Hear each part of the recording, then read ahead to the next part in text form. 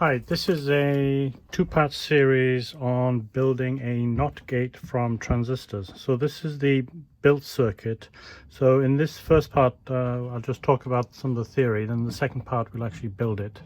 But I can show it to you working now. So this is this little board, but it has three transistors. Two transistors are used to do the logic, and a third one is used to power the output from an LED. There are two pin connectors. Both of them can be used to power the board, and 5 volts is a okay voltage. On the left I also have an input pin, and on the right I have an output pin. So this little board acts as a NOT gate. So in other words, if I put a low voltage in here, I'll get a high voltage there, and if I put a high voltage there, I get a low voltage there. So just to show it to you working, let me I've got this battery pack. It's got about 4.5 volts. Let me plug this in. I always put 5 volts at the top, so the red goes to the top. Okay, you see it hasn't lit up. That's because the input is floating, and when it's floating it's basically at high. So if it's high, then the output will be low. So let me show you by putting low onto it, and you'll see it light up. Now, because I've got connectors on both sides, I can actually cascade multiple NOT gates. Let me just show you this one. So I connect that. So these flying wires will take power and signals from board to board. Okay, so now you notice that the light changed. That's because the input is here now, and this input is floating. So, and a floating input is high. So if it's high, this is low, which is why it's off. If it's off, then the input here is low, and therefore I get an output of high. Now let me toggle this one. So if I take the input and toggle this, so I toggle it to 0, they'll switch basically. Okay, so they basically switch, and I can cascade as many of these as I want together to form a whole string of NOT gates. So let's stop at that point, and I'll switch to describing how this little board works and some of the theory involved. Okay, so let's focus on some theory, not too much, to try to start to explain how this circuit works. So this circuit has 3 transistors, a couple of resistors, and an LED. Not much to it. The transistors are standard, very common 2N3904s. Okay, I have a spare one here. I have a whole bag of them here. You can get them by the 100 or more from eBay, quite cheap. Here it is. This is the 3904, very common transistor. It's got a profile, straight upper edge, if you can see it, straight upper edge, round lower side, and this is used to determine the pins. So we have emitter, base, collector. Okay, and this is the symbol that's used. So remember that the emitter has the arrow coming out. So this is the conventional current flow, basically from the collector to through the emitter, and it comes in through the base. Okay, now let's show you a little circuit that's built from one of these transistors. This is a very basic circuit for such transistors. Here we have the transistor here. The emitter is connected to ground. Okay, so for NPN transistors, the emitter is connected to ground and the collector to the positive rail. On the positive rail, I have a 100 ohm resistor and an LED. Okay, from the base, I have a 1k ohm resistor to a switch, which is off in this figure, back up to the 5 volt rail. Now the transistor only is basically a switch.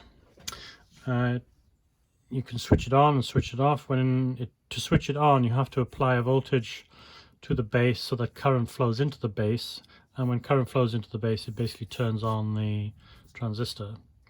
So in this state where the switch is off, there's no current flowing in, and so there's no current, and the LED is off. Now on this diagram, I've shown the switch is closed, and now current flows from the 5 volt rail into the base and back down to the ground. Okay, the voltage here is about 0.7, which is just about what you need to turn on the transistor. Okay, and when you do turn on the transistor, of course, you get a lot more current flowing from the collector to the emitter than from the 5-volt rail to the base, and that's basically the whole point of a transistor, so that you can have small currents here, which is 4.3 milliamps, controlling a much larger current here, which on the emitter side is 34.3. So I built one of these just to show you. This is on a breadboard. Okay, so I've got my 100 ohm resistor there, my LED, my transistor. This is my 1k ohm resistor going into the base. That's just the power coming into the emitter, and then this I'm going to use as my switch. Okay, so currently the switch is off. Now I actually measured the currents that were written on this, and they're pretty much actually very accurate. In fact, this is about 30 and this is about 4.3. So note this is 34.3 because we're getting the summation of the 4.3 and the 30 coming in. So if I want to, currently the base is not connected to anything, so the transistor is off. To switch the transistor on, all I do is take the base to a higher voltage. Okay, oops, let's first switch on the power. There goes the power. I got the power set at 5 volts. Again, it's the LED is off, so now let's close the switch and the LED comes on.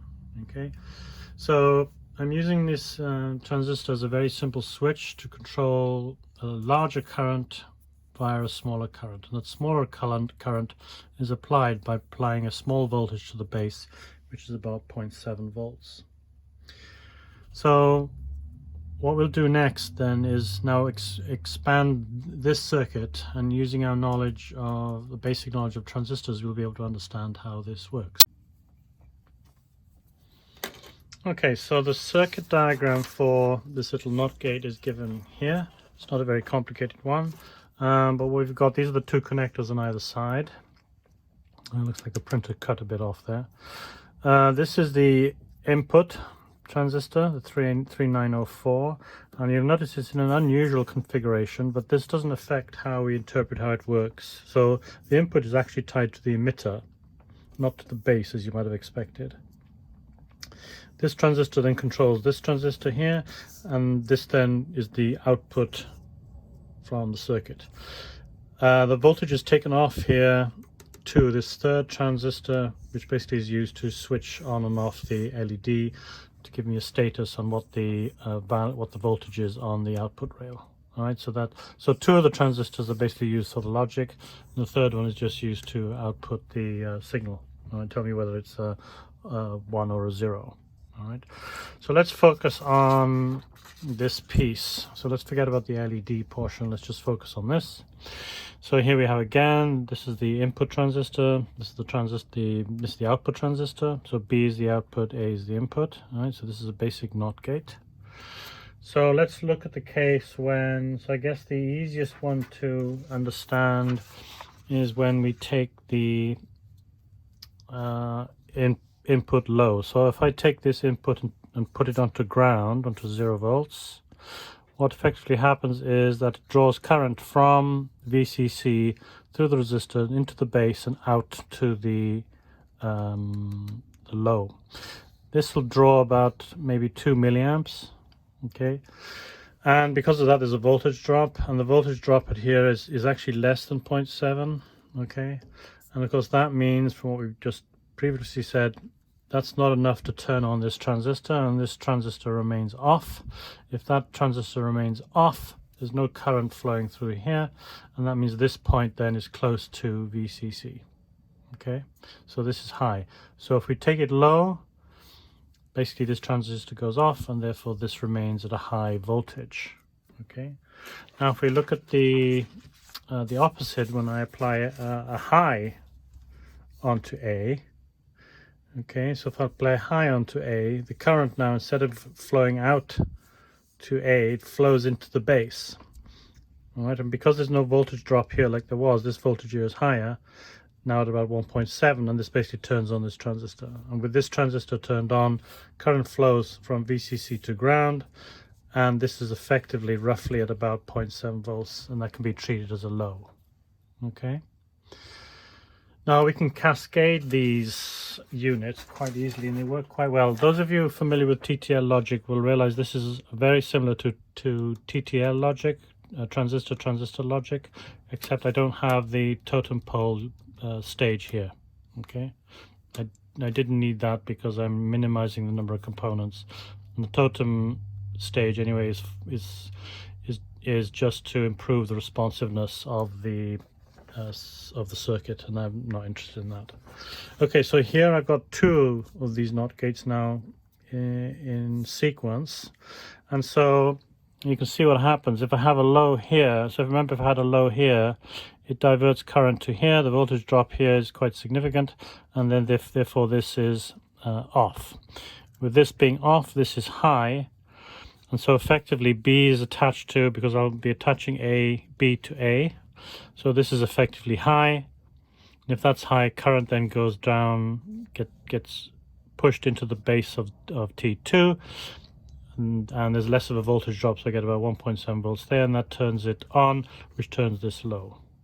Okay, and then for the other situation, where we have, again, a sequence of two of these, if I have a high on this side, that means the voltage is high, and so the voltage can now flow into the base, because the voltage drop is not as high, flow into the base, turns this transistor on.